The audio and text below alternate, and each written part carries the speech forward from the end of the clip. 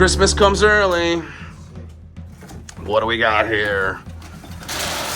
All right, so time for you to do some samplage. Media bag.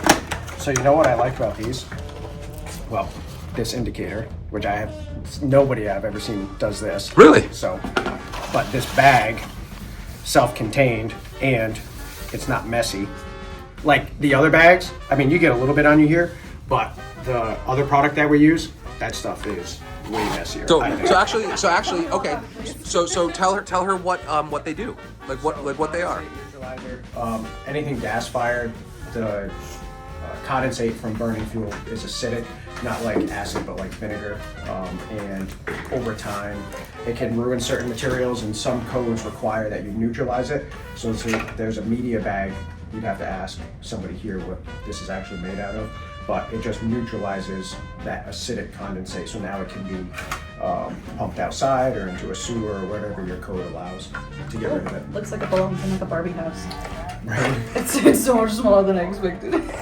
Well, that's the smallest one, right? I know. So they're sized specifically by the appliance outputs. So this like a singular tankless, you might use the small guy. If you were racking two tankless or 3, you might use the bigger guy. It's all based on the amount of condensates that are coming off. They're measured by, I want to say, gallons per hour. So if you have like a common vent system, you might need the big guy because it's putting off all of the condensate, loads and loads and loads of it, right? So sometimes they go by MBH or BTUs of the appliance. So this one is good for 525,000 BTUs. That's a million, 1.5 million. So this has chambers in it, right? So 1, 2, 3. If you use all 3, it's sized for this. MBH is a BTU is called. Do you know what a BTU stands for? Test. No?